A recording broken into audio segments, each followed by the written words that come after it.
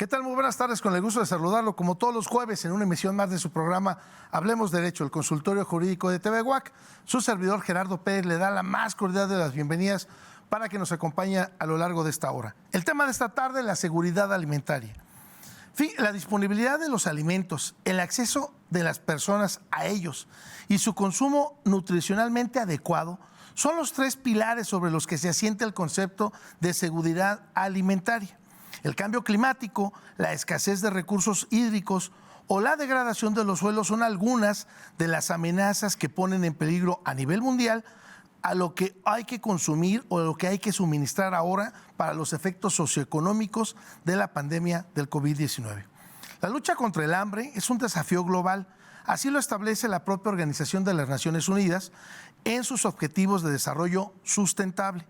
El acabar con todas las formas de hambre y desnutrición para el 2030, especialmente la que afecta a la infancia, y resalta la importancia de la agricultura sustentable en el mundo, tal y como la alerta la Organización de las Naciones Unidas para la Agricultura y la Alimentación. El tema de esta tarde, la seguridad alimentaria. Acompáñenos. Perspectiva, diálogo, interacción ciudadana. Hablemos Derecho, el consultorio jurídico de TV UAC, con Gerardo Pérez Alvarado y Laura Méndez Olivares. Comenzamos.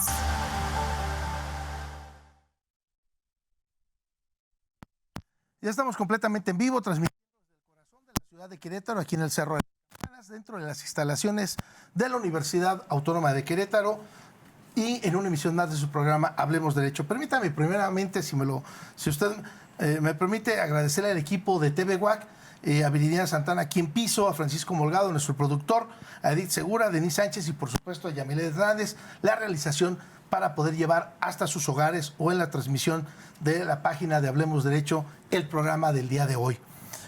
También quiero presentar a nuestro invitado de esta tarde, el maestro Reginaldo Rivera de la Torre.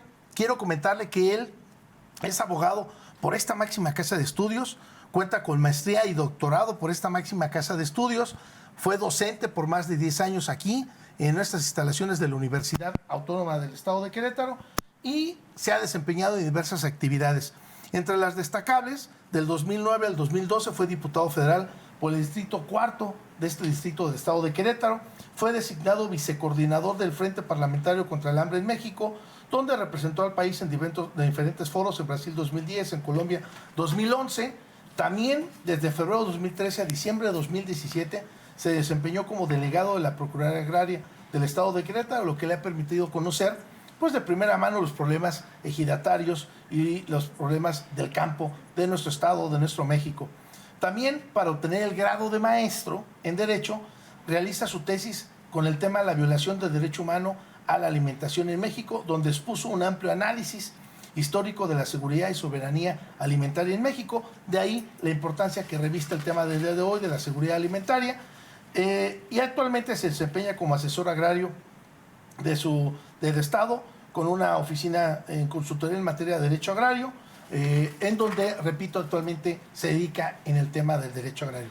De esta y otras actividades en las que se ha desempeñado nuestro invitado del día de hoy, al cual le agradezco la aceptación que haya estado esta tarde o que esté esta tarde con nosotros en el programa. Maestro Reginaldo, bienvenido y muy buenas tardes. Buenas tardes. Pues bueno, si me lo permites, me gustaría entrar en tema, maestro, para preguntar y que nos puedas decir cuál es la seguridad alimentaria. ¿Por qué es importante el tema de la seguridad alimentaria? Y si me lo permites, quisiera dar un preámbulo porque, pues, como fundamento constitucional tenemos la Constitución en el artículo 4, que dice que nuestra Constitución señala que toda persona tiene derecho a una alimentación nutritiva, suficiente y de calidad, y que el Estado debe de garantizarlo. O sea, el tema es ¿cómo lo voy a garantizar yo, Estado? ¿No? Y me refiero al Estado mexicano, estoy hablando de los 3 niveles de gobierno, federal, estatal y municipal. ¿Cómo lo voy a garantizar? Pero no menos importante, maestro, es que en la última encuesta del Coneval de 2022 que estaba yo verificando, fíjate que algo que me llamó mucho la atención es que dice que el 35.5% de la población urbana, te habla de todo el territorio mexicano, no habla única y exclusivamente de Querétaro, que toda la población, perdón, el 35.5 de la población urbana y el 47.9 de la población rural tienen ingreso laboral inferior al valor de la canasta básica. Es decir, que hablamos de una pobreza alimentaria. De ahí que de los 130 millones de mexicanos aproximadamente que tenemos en la República Mexicana, maestro, coincide perfectamente con que el 50% de la población vive en pobreza. Y de esos 50, más de 25 millones de mexicanos viven en pobreza extrema. Por eso no está tan disperso lo que señala la Coneval respecto de estos porcentajes. Y de ahí, regreso otra vez a la pregunta inicial. Maestro, ¿qué es la seguridad alimentaria? Gracias. Buenas tardes. Agradecer a mi alma mater, a la que me formó, a la que me dio la oportunidad de estudiar y más adelante hacer algunas cosas en favor de la seguridad y soberanía alimentaria, aquí al licenciado Gerardo Pérez y al auditorio, al teleauditorio que nos escucha. Decirles que el tema de la seguridad y soberanía alimentaria va muy ligado con la problemática que nos aqueja aquí en Querétaro y en todo el país, en todo el mundo, cuando vemos que se está calentando la ciudad, el país, que no hay agua, que los peces están muriendo masivamente, que los monos, los changos en las selvas se están cayendo y que los pájaros caen del cielo. El calentamiento global y la problemática que tenemos en materia hídrica nos está llevando a pensar en varios temas. Nos falta el agua, pero también nos van a faltar los alimentos. Y en ese contexto, ¿qué es la seguridad alimentaria? La seguridad alimentaria es la oportunidad de tener acceso a alimentos nutritivos, sanos, suficientes y de calidad. Entonces, es importantísimo que los mexicanos tengamos acceso a los alimentos. Y la soberanía alimentaria es saber qué tan buenos somos como país para producirlos o de dónde están llegando. Estamos siendo invadidos en México por productos de otros países, sobre todo la carne que llega congelada, muchos productos del campo que están llegando al país. Y hay una disyuntiva que yo siempre pongo cuando hablo del tema de seguridad y soberanía alimentaria. Si hay agua y si hay tierra, ¿cómo que estamos trayendo alimentos de otros lados? Entonces, la discusión en torno a este tema nos lleva siempre a la FAO. La FAO es la que está más preocupada a nivel global, a nivel mundial, por el tema de la seguridad, que es la oportunidad de tener que comer, y la soberanía alimentaria, que es de dónde vienen los alimentos, Gerardo. Entonces, ese es el meollo del asunto, y no sé si me permitas que hable un poquito del contexto de por qué soy especialista en seguridad y soberanía alimentaria, aparte de ser agrarista. Sí, por supuesto, maestro, porque va de la mano. No nada más es preocuparnos por los alimentos, sino como lo comentábamos en un principio, está muy bonito en la Constitución y lo veríamos como un derecho fundamental, como un derecho humano fundamental, pero cómo el Estado mexicano le da cabida. Así es. Entonces, sí me parece muy importante. Claro. Esta universidad, esta alma mater, me dio la oportunidad de tener una maestría y un doctorado, y la maestría es en Derecho Constitucional, y decirles que yo fui secretario de la Comisión de Puntos Constitucionales. Por mis manos pasaron grandes reformas que hoy día son una realidad, y las debo decir rápidamente porque como abogado me siento orgulloso de ello. Primero, el tema del interés superior a la infancia, nosotros lo aprobamos y es una realidad en los juzgados familiares, en las fiscalías, y la protección para los niños y para las mujeres vienen de esa reforma que nosotros hicimos. La reforma en materia de amparo también pasó por mis manos porque yo era el secretario de la Comisión de Puntos Constitucionales, y la reforma en materia de derechos humanos, que ha trastocado totalmente el sistema legal en el país, pasó por mis manos. Y la más importante para mí en lo personal es la del derecho a la alimentación. Yo le decía aquí al maestro Gerardo que yo fui coautor junto con los 30 integrantes de la Comisión de Puntos Constitucionales de la reforma constitucional, y ya la leías, ¿no?, hace ratito, y los alcances de esta reforma se estuvieron detenidos 13 años. En este mes de abril se acaba de aprobar la ley general. Dice bien Gerardo, bueno, ¿y de qué nos sirve que lo diga la Constitución? Bueno, ya lo dice también una ley. y ahorita más adelante me voy a dirigir al articulado de esa ley, que es muy importante y que va a obligar al Estado mexicano a los 3 niveles de gobierno, va a obligarlos. Y bueno, hay prácticas que se llevan a cabo por algunos gobiernos de utilizar las despensas como un instrumento político, ¿no? Ahora en la ley va a estar cómo se va a regular el tema de la seguridad alimentaria de este país. Entonces, el antecedente es que me toca legislar la reforma del 4 y el 27 constitucional, pasa por mis manos, soy miembro de la FAO, del Frente Parlamentario en contra del Hambre en Latinoamérica, y siempre lo estuvimos señalando durante 13 años. Se nos acaba de hacer caso en este gobierno porque se aprobó esta ley. Entonces, de ahí viene la especialidad que tengo en materia de seguridad alimentaria. Mis trabajos de maestría, de doctorado, tienen que ver con el tema. Maestro, y este tema va muy de la mano, antes de pasar a otra pregunta, va muy de la mano, y corrígeme si me equivoco, de las 20 iniciativas de reforma que hace o que propone el presidente de la República, y que bueno, ya no nos vamos a meter a debatir porque no es un tema político aquí, sino es jurídico académico, maestro, en donde tiene que presentar o tiene que aprobarse algunas antes de septiembre, que él concluya. Pero una de ellas, yo recuerdo, maestro, que hay muchas muy interesantes, muchas muy interesantes. No nos vamos a meter a discutir porque no es el tema ahorita, pero una decía que se le dé una beca a todas las personas que se dediquen al campo, independientemente de tener garantizada su cosecha.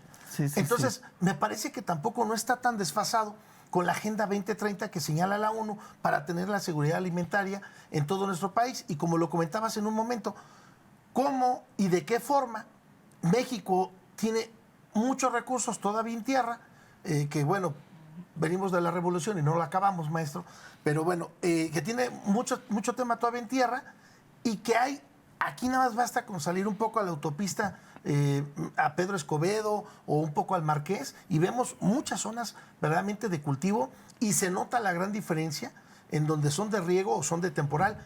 Pero ahí el punto medular, lo que voy es que entonces la gente, además de que pueda tener garantizada su producción, va a tener ya un apoyo de una beca económica o un apoyo económico nada más por el hecho de trabajar su tierra.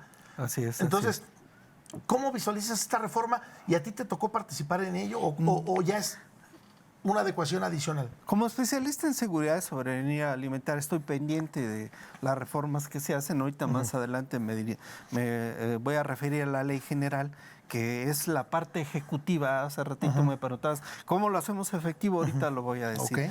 Pero dentro de las reformas que propone el presidente de la República, está la tercera, dice apoyos al campo, jornal a campesinos. Esto es muy interesante, junto con la ley que se acaba de aprobar, va a complementar el problema que hay de falta de productividad, de apoyos a los campesinos, y lo dice así, jornal, es decir, un salario, un pago a los campesinos. Es una propuesta legislativa que será sometida a discusión, y ya en las letras chiquitas veremos cómo se va a aprobar, pero habla de que los campesinos que siembren árboles frutales y maderables en el programa Sembrando Vida van a recibir ese jornal. Y no tan solo eso, apoyos directos a pescadores y campesinos en la producción del bienestar. Otra parte de la propuesta de reforma es precios de garantía. Hoy día discutía ayer y antier con campesinos, porque mi trabajo está con ellos, el tema de que no les es rentable producir. Yo ponía el ejemplo de un campesino de aquí del Marqués del Paraíso, y les decía que cada ciclo para producir en 3 o en 4 hectáreas tiene que tener una bolsa de 300, 400 mil pesos. ¿Por qué? Para producir. Para producir. Las 3 o 4 hectáreas. Así es. Ay, ni lo que va a producir. Así es. Entonces ganan muy poco dinero por el tema de los precios de garantía. Un día se dedican a producir maíz, invierten 300 mil pesos, y resulta ser que cuando lo vendan ni ese dinero van a conseguir. Por eso es interesante la propuesta del presidente. También habla de algo histórico en este país que ya no existe, que es el tema de los fertilizantes. Hubo hace muchos años una empresa que se llamó Fertimex. Hoy día se importan, y muy caros, de otra parte del mundo, de Ucrania, de Rusia, y son carísimos en nuestro país. Y el maíz, que para mí como especialista en seguridad alimentaria es la parte central de la alimentación de los mexicanos, habla del reconocimiento del maíz como un alimento básico y elemento nacional. Provisión del maíz genéticamente modificado para consumo humano. No nos vamos a meter en esa discusión que hoy día hay de que si debe de entrar o no el maíz transgénico. El Tratado de Libre Comercio pues ya lo permite, pero solamente será para los animales. Y otro tema que pone en la mesa el presidente, que es actual y sobre todo en Querétaro, que es el agua. Preferencia de acceso al agua, al consumo humano y doméstico. Provisión de concesiones en zonas de escasez de sequía. Estos temas son los que contiene la propuesta de 20 reformas del presidente de la República y para mi punto de vista van a venir a complementar lo que dice ya la nueva ley en materia del derecho a la alimentación. Aquí traigo el ejemplar, todo el mundo lo podemos bajar por internet, pero si me lo permites voy a señalar algunos aspectos interesantes de esta propuesta legislativa que ya es una realidad y que obliga a la ciudadanía y que obliga a los gobiernos. Te lo voy a agradecer.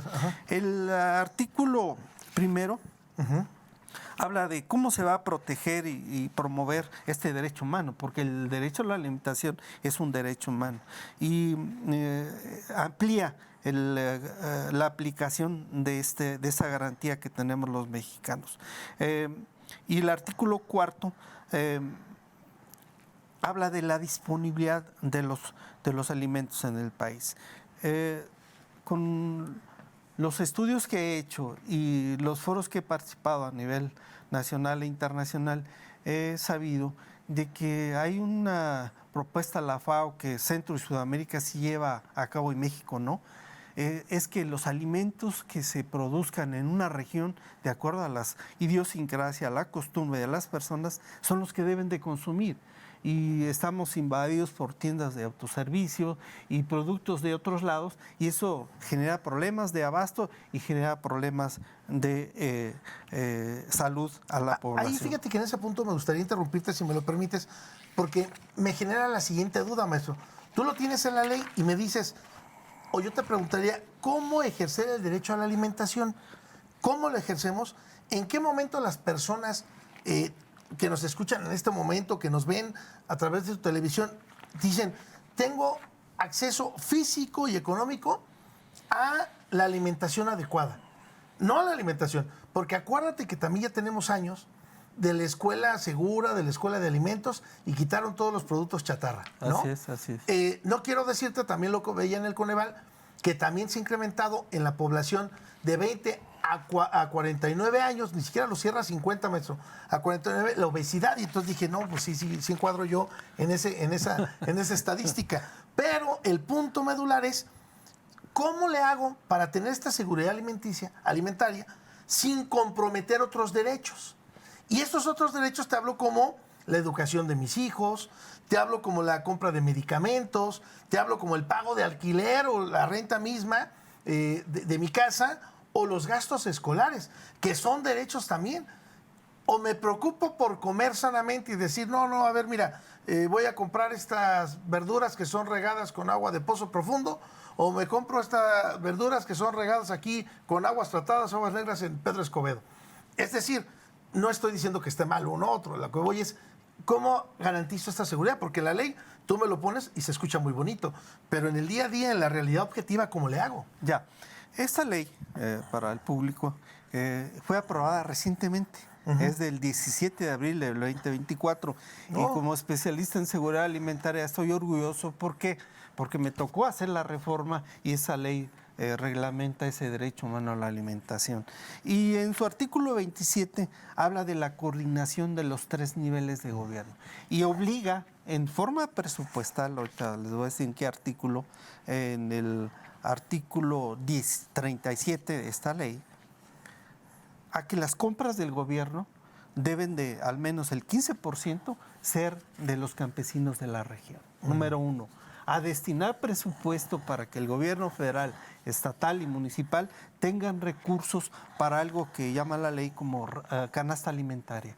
¿Y quién va a definir esa canasta alimentaria? Un grupo multidisciplinario de secretarías del gobierno federal, la Secretaría de Salud, la Secretaría de Economía, la Secretaría de Hacienda, La misma Secretaría de Cultura. todos ellos van a participar en la elaboración de la canasta alimentaria. ¿Eso qué significa? Que todos los mexicanos vamos a recibir una canasta alimentaria. No es así. Tú hablabas de quienes estén en situación de pobreza y que demuestren, vulnerabilidad. así es, que demuestren que tienen necesidad de alimentos. Entonces va a haber presupuesto federal, estatal y municipal de acuerdo a la región, de acuerdo a sus costumbres y que satisfaga las necesidades alimentarias de la población. Entonces, ¿cómo la vamos a hacer efectiva? Bien, la ley tiene plazos para su ejecución hasta de 180 días en cuanto a que los gobiernos municipales y las legislaturas estatales tienen que adecuar sus sistemas normativos. Como la ley es nueva y se acaba de publicar, ahora tenemos un gran trabajo en la legislatura de Querétaro, que se tiene que, si no existe la ley, hacer una ley reglamentaria que adecue y ejecute esta ley general. Entonces, es una ley de avanzada. Para mi punto de vista, a nivel internacional ya tiene reconocimientos de la FAO, porque no todos los países tienen esta ley general y que obliga ya al Estado mexicano. Ahorita hace ratito te decía yo que si no se cumple esta ley, va a haber quejas y demandas, hasta juicios de amparo, para que se cumpla esta ley. Entonces, al legislar el órgano legislativo de este país y obliga al Estado mexicano y tiene vías de ejecución dentro de la misma legislación federal. Ahí me parece interesante este punto, maestro, porque dices, bueno, lo tenemos en una ley que se acaba de publicar en este pasado mes de abril. Así es. Vamos, está calientita, por decirlo así, en términos jurídicos, pero el asunto no es crear leyes, porque hasta pareciera que es concurso de a ver quién quiera más leyes, ¿no? Sí, sí. El asunto es cómo lo ejecutamos. Y aquí tendríamos todavía, maestro, yo creo que ahí tenemos un gran trabajo, por eso la importancia de los colegios, asociaciones o barras de abogados, para impulsar este tipo de acciones y bajar esta ley también aquí en nuestro estado. Porque tú me dices, a ver, yo me preocupo por darle alimentación a mis hijos, o me preocupo por pagarle la escuela, o me preocupo por pagar el alquiler, que no me vayan a correr de mi vivienda, o incluso olvídate ya de pagar mi crédito de Infonavit o mi crédito hipotecario, me preocupo por vestido, alimentos o recreación para mis hijos. Bueno, alimentos no, porque estamos en el tema. Entonces, la verdad es que si hablamos de gente que vive en pobreza y pobreza extrema y que lo tenemos en nuestro estado, no estamos descubriendo el hilo negro en el agua tibia, maestro, ¿están ellos con capacidad o posibilidad de interponer un amparo? Claro que sí. El artículo 5 de esta nueva Ley General de Alimentación Adecuada y Sustentable dice así: todas las autoridades del Estado, en el ámbito de sus respectivas competencias y con sujeción a los recursos aprobados, es decir, el nuevo gobierno que encabeza la presidenta electa tiene que aprobar ya un presupuesto para el tema alimentario. Pero te repito, no es para toda la población, es para aquel un grupo vulnerable, sector de la población que no tiene acceso suficiente al tema alimentario. Y dice así: los recursos aprobados expresamente para esos fines en sus respectivos presupuestos de egresos tienen la obligación de promover, respetar y proteger el ejercicio del derecho a la alimentación adecuada. Entonces, hoy día esta ley ya va a obligar a los 3 niveles de gobierno, de acuerdo a los reglamentos y a las legislaciones locales que se van a aprobar, a que el particular que está en una situación de una zona de pobreza extrema y que no recibe una canasta alimentaria y que no tiene que comer, claro que puede acudir, para mi punto de vista, al juicio de amparo a reclamarle al Estado mexicano que cumpla con esa obligación, porque tiene la obligación de respetar, de promover y de garantizar y de destinar presupuesto para ello. Esto es nuevo, no, como dices tú, es que no se va a ejecutar, claro que se va a ejecutar. Digo, los activistas en materia de la seguridad y soberanía alimentaria estaremos puestos para hacer amparos a toda la población para que se cumpla y que se dejen de utilizar despensas a veces con gorgojos o otras cosas para clientelismo político. Entonces, es una ley de avanzada. tiene una parte que yo quiero resaltar. Yo como legislador en el año 2011, viendo la situación que no es diferente a la actual, si el auditorio recuerda, en el 2011 empezó en febrero el tema de la sequía. Después vinieron heladas e incendios forestales en todo el país, y los rarámuris es la población de indígenas que sufrió más, y desgraciadamente murieron muchos rarámuris. Y como legislador me movió mucho la situación que estaba en el país, y le presenté una queja al gobierno de la República. La queja procedió y nos remitieron al programa de Hambre Cero que el siguiente gobierno impactó, o sea, amplió el gobierno el impacto. Pero después de ello, yo hice una iniciativa de ley de emergencia alimentaria. Y obviamente no fue aprobada, pero forma parte de esta ley. Sí tiene ya un capítulo de emergencia alimentaria. Hoy día estaba viendo los videos de la sequía en las presas de Chihuahua y las cantidades de peces que están muriendo, y si esos pescadores o campesinos no tienen que comer, están en situación de emergencia alimentaria, y el gobierno hoy día va a tener la obligación de destinar presupuesto para esas emergencias. Y puede ocurrir cualquier otro problema natural, como es un sismo, como es el tema de los desplazados. Todo eso tiene que ver con esta nueva ley. Fíjate, hay dos temas importantes. Uno, qué bueno que lo comentas en el sentido de interponer un amparo, maestro, porque hablamos de una cuestión técnica, hablamos de una cuestión jurídica, y que simple y sencillamente no es así como que, voy a una oficina que diga juzgado federal y voy a interponer un amparo. No, no es así. Así es. Pero también pasó, maestro, en lo que tiene que ver con la vacuna de COVID, también pasó con lo que tiene que ver con vacunas para menores, que tuvieron que interponer algunos abogados amparos para que pudieran aplicarse estas vacunas, ¿no? Entonces, de ahí te repito la importancia de los colegios, asociaciones o barras que puedan coadyuvar en esta necesidad, porque no es escaso. O sea, vamos, la misma Coneval lo conoce, lo vemos nosotros en la estadística, y de los 130 millones que dice el INEGI que somos hoy por hoy en México, maestros, 50 viven en pobreza. Entonces, estamos hablando que 50 millones pudieran tener este beneficio de la seguridad alimentaria que tú me comentas. Y no es cuestión menor, porque nada más en Querétaro, estamos hablando de Marqués, Corregidora y Querétaro, estamos hablando de cerca de casi 2 millones. Sí. Entonces imagínate 50. El ¿no? pensar que se les va a dar canasta alimentaria a 50 millones de personas es muy ambicioso. No, hay cerca de 10 millones que están en pobreza extrema.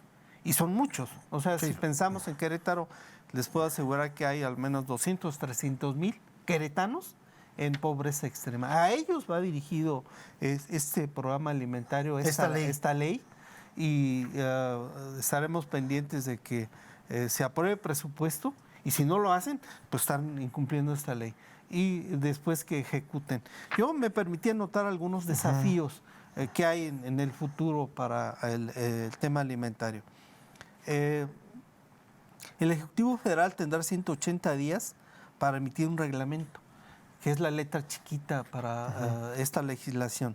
También hay 180 días naturales para que el secretario de Salud diga cuáles son las canastas alimentarias. Como especialista, yo quiero decirle al auditorio que es importantísimo el tema de la canasta alimentaria, porque la que se da en Pinal de Amoles, o la que se da en la costa de Tampico, o la que se da en el sur del país, no es la misma.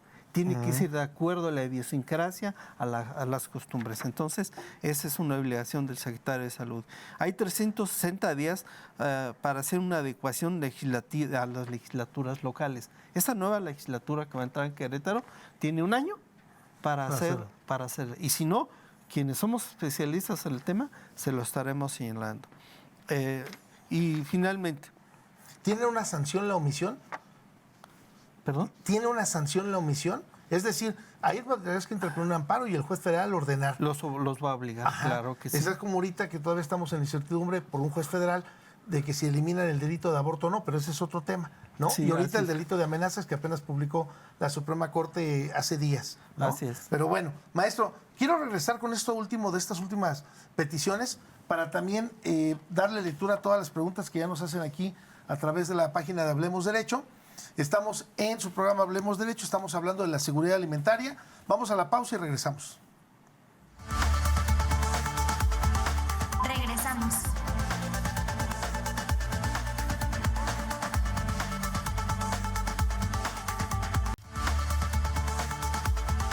Continuamos.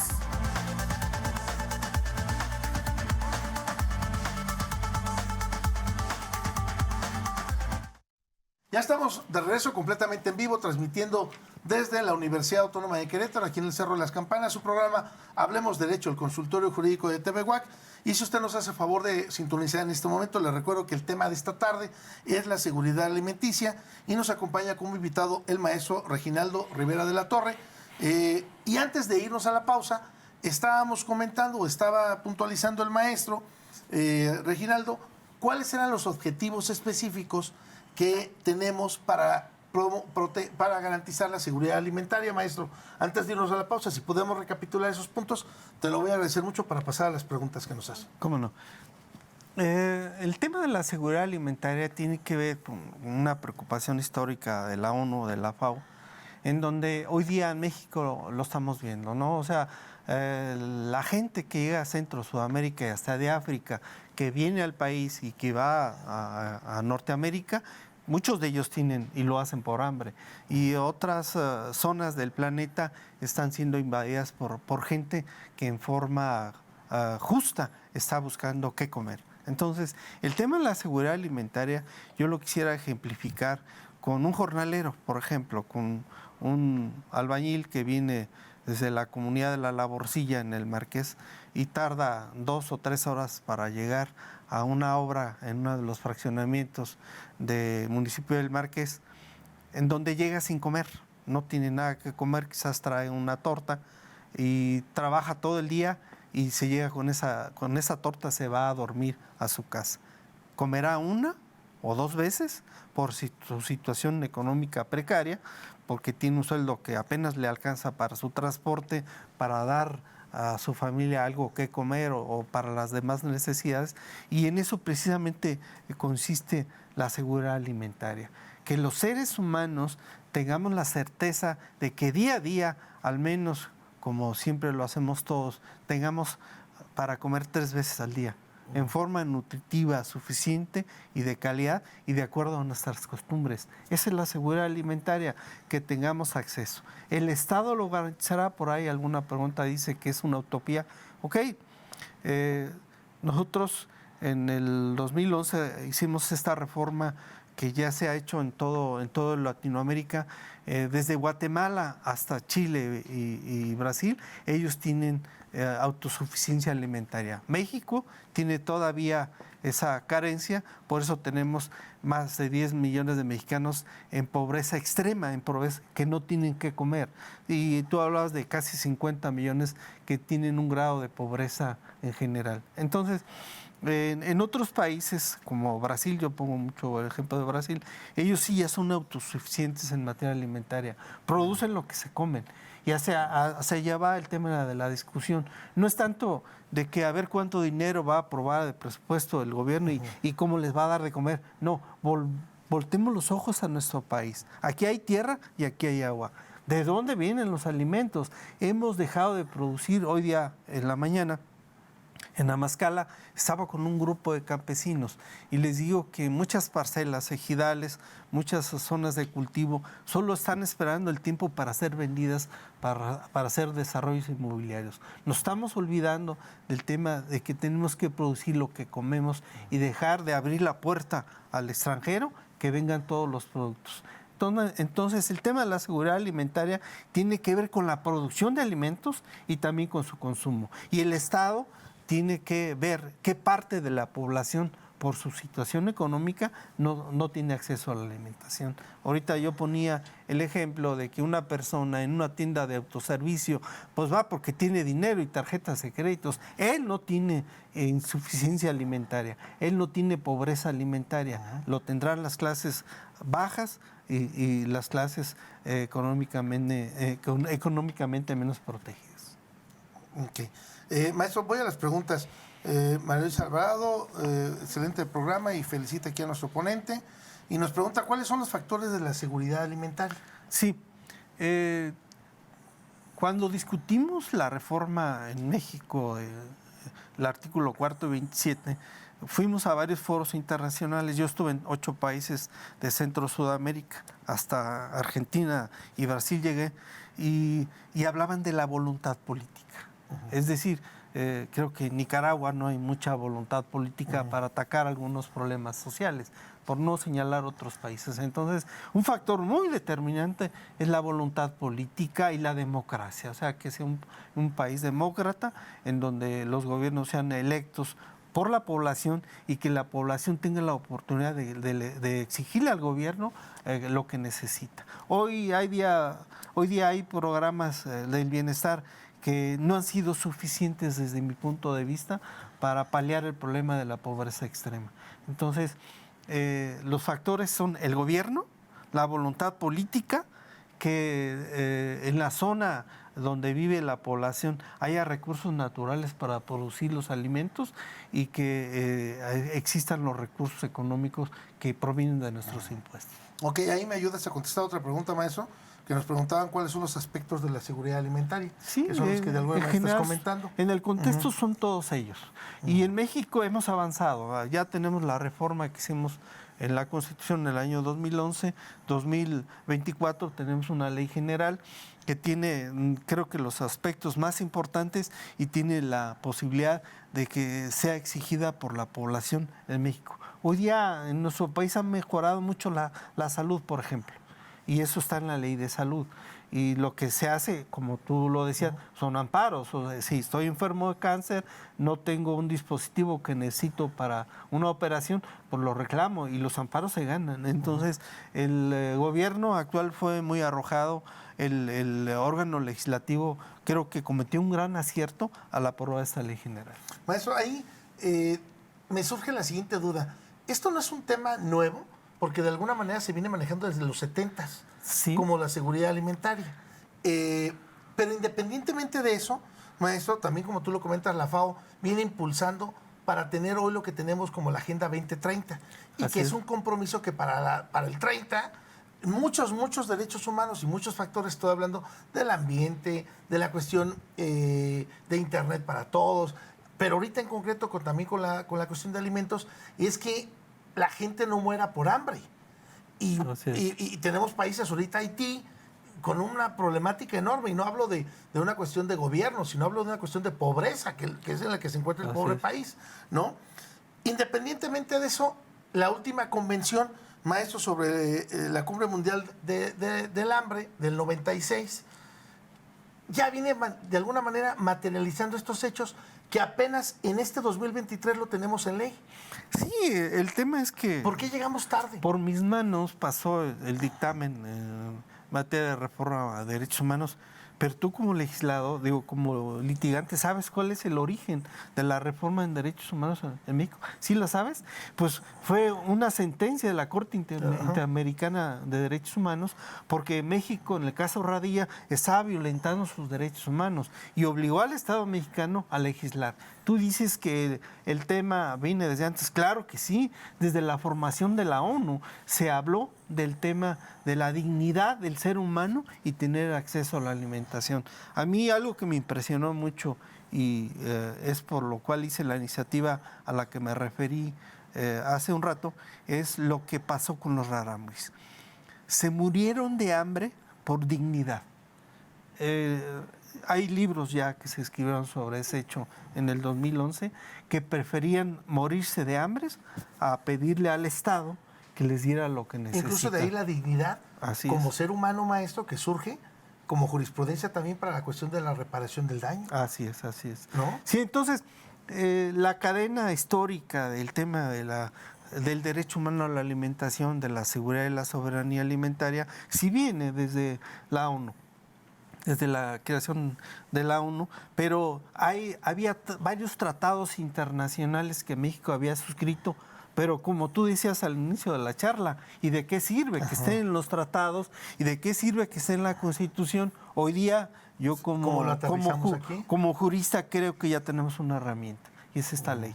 Esta ley, lo digo como litigante y la persona que acuda a mí a pedirme que le apoye para que se cumpla el derecho humano a la alimentación, lo haré en forma gratuita. Porque los colegios de abogados debemos de poner atención en la gente que tiene hambre y que por dignidad, como lo hicieron los rarámuris, no pide para comer. Excelente, maestro. Ahorita da oportunidad de seguirles dando lectura a estas preguntas y para que nos digas una forma de contacto, donde te puedan contactar. Sí. Nos preguntan a María MT, buenas tardes. El artículo 4 constitucional establece que el Estado garantizará el derecho a la alimentación, nutrición efectiva y de calidad. Pero la pregunta es, ¿cómo lo hace o cómo lo pretende hacer? Sí, esa fue la discusión que teníamos cuando hicimos la reforma constitucional en el 2011, de que solo yendo a la Corte Interamericana y obligando a la Suprema Corte, que a su vez obligaba al Congreso de la Unión a legislar, ese fue el camino que recorrieron los derechos humanos en este país. Primero, la Corte Interamericana le dice al órgano judicial que se está violando ese derecho. El órgano judicial le dice al órgano legislativo que legisle sobre el tema. Y cómo hacer efectivo este derecho no se podía. Hoy día, ya con la evolución que tiene nuestro país en materia de derechos humanos, que por vía jurisdiccional mediante el amparo se están haciendo exigibles y por vía la propia Comisión Nacional de Derechos Humanos y otros órganos que hay para que se cumplimenten, se está llevando a cabo. Y creo que se está cerrando la pinza a legislar. Faltan las legislaturas locales, las leyes locales, y será cosa de 2 o 3 años, redondearemos la posibilidad jurídica de que quienes estén en insuficiencia alimentaria puedan reclamarlo o se pueda acudir a los tribunales. Muy bien. Maestro, tengo una pregunta muy, muy interesante. Fíjate, dice Celina, gracias por estar atenta. Bueno, me salté la de Romina, perdón. Romina Rivera dice, para Latinoamérica, ¿cuál sería la acción que daría más resultados para mejorar la soberanía alimentaria? La está llevando a cabo la ONU y la FAO. Yo soy miembro orgulloso de la FAO a nivel internacional porque he visto lo que ha hecho en Nicaragua, en Guatemala, en el Perú, en donde ellos tienen un sistema jurídico más avanzado que el mexicano y la productividad vaya a garantizar la seguridad alimentaria y son muy respetuosos del tema de la soberanía alimentaria. Ellos comen de acuerdo a sus costumbres y los factores los pone la ONU y los gobiernos, que todos ellos están en favor de este tema, que México también creo que está llegando a cerrar la pinza. A eso nos preguntan. El problema alimentario en México es también por la inseguridad para los productores. Ya no le es rentable cultivar y hacer producir sus tierras. Si bien es cierto, el crimen organizado los estafa y nadie los protege. Sí, la reunión que tuve como con 10 campesinos en Amazcala en la mañana trataron el tema de Michoacán, ¿no? Del limón y del aguacate y del cobro del derecho de piso, que se los hacen hasta los comisariados ejidales. Sí, es un problema grave hoy día que como legislador creo que se puede hacer algo. Mire, en la época que fui legislador yo fumaba y no existían las restricciones que hoy hay en materia de salud, y esas me hicieron reflexionar para que dejara de hacerlo. Y tengo más de 10 años que no fumo. Entonces, el tema de la delincuencia organizada está acotando nuestras actividades y hasta los productores del campo. Creo que hay que decirlo, como lo están diciendo, hay que señalárselo y exigírselo a los 3 niveles de gobierno y pedir garantías para que haya productividad, porque hubo una época en Michoacán donde no pudo salir el limón, no pudo salir el aguacate. ¿Te acuerdas que hasta había memes? Así es, Que era así más es. caro pedir un caballito de tequila que de limón. Así es. Precisamente por esa misma razón. Sí, y sí. la gente dejaba que se perdieran los cultivos. Así es, así ¿no? es. Entonces, qué bueno que es importante puntualizarlo y agradecerle a la gente sus comentarios, porque verdaderamente es lo que nos hace que seamos objetivos en lo que está pasando en nuestro entorno, maestro. Sí. Nos preguntan también, considero que eso de que el Estado garantizará la alimentación de calidad es aún una utopía. Y la Constitución no establece que solo es, y la Constitución no establece que solo es para personas pobres. Dice para toda la persona. Entonces, pues volvemos al principio, maestro. No nada más es para los pobres o cómo está. No es cierto, no. Los derechos humanos son para todos los ciudadanos. Y eso no quiere decir que yo por fuerza tenga que exigir el derecho humano al debido proceso porque no estoy siendo procesado. O sea, al acceder al tema de derecho humano a la salud, no lo puedo exigir ahorita porque no lo necesito. Entonces, la declaración general que hace el artículo 4 y el 27 constitucional tiene que ser reglamentada, y para el público que está diciendo que no es exigible, en efecto, no era exigible, hoy día ya lo es. Desde abril de este año, con esta Ley General de Alimentación Adecuada y Sostenible, ya va a ser exigible para el Estado mexicano. Y cada nivel de gobierno en el ámbito de su competencia. Es decir, en el presupuesto de la Federación del año entrante, el que se aprueba este año, tienen que destinar una partida presupuestal para atender este problema para quienes lo necesiten. Quienes estén en una situación de pobreza alimentaria, será para ellos. Fíjate que también para ir cerrando, maestro, para que vayas dando o que nos comentes en grosso modo en un par de minutos, ¿qué nos deja el tema de la seguridad alimentaria, el impacto de esta ley que tú me comentas? Porque es una ley de reciente creación. El detalle ahora es aplicarla y darla a conocer, maestro, porque ¿cómo exiges un derecho que no conoces? Así es. Pero cierro con lo que señalaba el Coneval, que me quedé... quiero decir que me pusiste a estudiar para tu tema, maestro.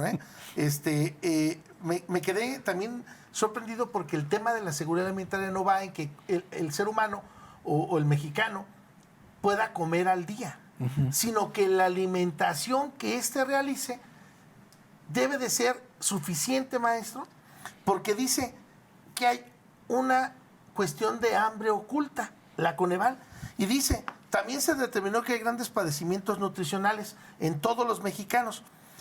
Como parte de los nutrientes que falta en el ser humano son el hierro, el zinc, el yodo, la vitamina B12 y ácido fólico, que en el medio médico se le conoce como hambre oculta.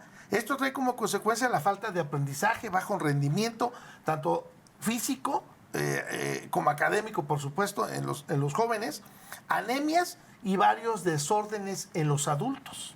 Entonces, yo dije, caray, entonces no nada más es que coma, así es, sino así que es. coma bien. Así es. Yo tuve la fortuna de ir a dar una conferencia a la Universidad de Jalapa en un auditorio de 500 personas.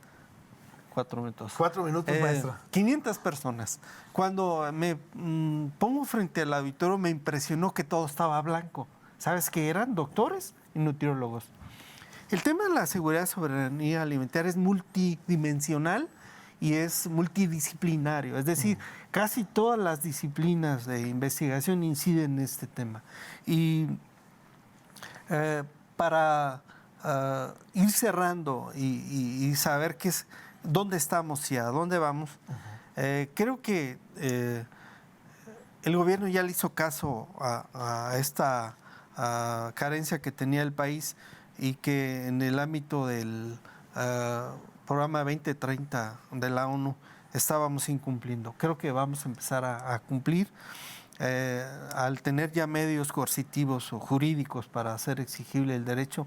Creo que esto va a cambiar, y también tenemos la oportunidad de exigirle a los gobiernos que se ocupen de esa fracción de la población que no tiene que comer. Yo cierro diciendo que si hay tierra y hay agua suficiente en este país, no debe de haber hambre, y sí la hay. Pues, y ahora más, maestro, porque nos dejas con cierta preocupación en el sentido de que dices, bueno, nos dice el maestro Reginaldo que hay tierra y agua. Y Así como es. un conocedor del derecho agrario, porque no eres nuevo en esto, tienes Así es. años en esta rama del derecho, maestro, ¿cómo lo visualizas ahorita? Porque no hay agua. Y es más, ¿cómo te explica? Bueno, sí, eso sí tiene explicación, de que en algunos sectores, maestro, de una colonia a otra deja de llover. Y no ha llovido ahorita lo suficiente como que quisiéramos que verdaderamente la tierra se mojara. Sí, ¿no? creo que los mexicanos, los seres humanos, debemos de tener ya mucho respeto a los recursos finitos que tenemos para subsistir. Y hoy día yo les digo a los campesinos, si están de acuerdo, que tenemos que empezar a cultivar productos que ocupen menos agua, optimizarla y dejar de... Porque además es una de las que más gasta la cuestión Así agrícola. es, dejar de regar con riego rodado, le llaman ellos, con canales, y que utilicen tecnología. Si es un problema grave la falta del agua, y tan grave va a ser también el problema de la falta de alimentos. Por eso, insisto, el que haya instrumentos jurídicos que ya hacen exigible el derecho a la alimentación nos debe de poner contentos a los mexicanos. Pues sí. Maestro, pues muchísimas gracias. Te agradezco enormemente haber platicado contigo y más dar a conocer esta ley que apenas se publica en abril. ¿Podrías señalarme completa el nombre del texto para Sí. que algunos estudiosos del derecho agrario también la puedan checar? O hasta nutriólogos, maestro, Así médicos y todo. Es la Ley General de Alimentación Adecuada y Sostenible. Está publicada en el Diario Oficial de la Federación el día 17 de abril del 2024, la pueden bajar por internet y es cosa de seguirla estudiando porque es un tema legislativo que va a ocuparnos un año y a los especialistas vamos a levantar la mano para exigir que los mexicanos dejemos de tener hambre. Bueno, pues maestro, un gusto que nos hayas aceptado la invitación. Espero que no sea la primera Gracias. ni la última vez que Gracias nos a ti, acompañes Gerardo. aquí en esta máxima casa de estudios. Y recuerda que tenemos una cita el próximo jueves en una emisión más de su programa Hablemos Derecho, el consultorio jurídico de TV WAC. Muchísimas gracias y hasta el próximo jueves. Nada más para cerrar, agradecerle nuevamente aquí a nuestra gente, Viridiana Santana en piso, a nuestro productor Francisco Molgado, a Edith Segura, a Denis Sánchez y por supuesto a Yamile Hernández el favor de su atención. Gracias y hasta el próximo jueves. Gracias por acompañarnos. Los esperamos en la siguiente emisión de Hablemos Derecho, el consultorio jurídico de TV WAC.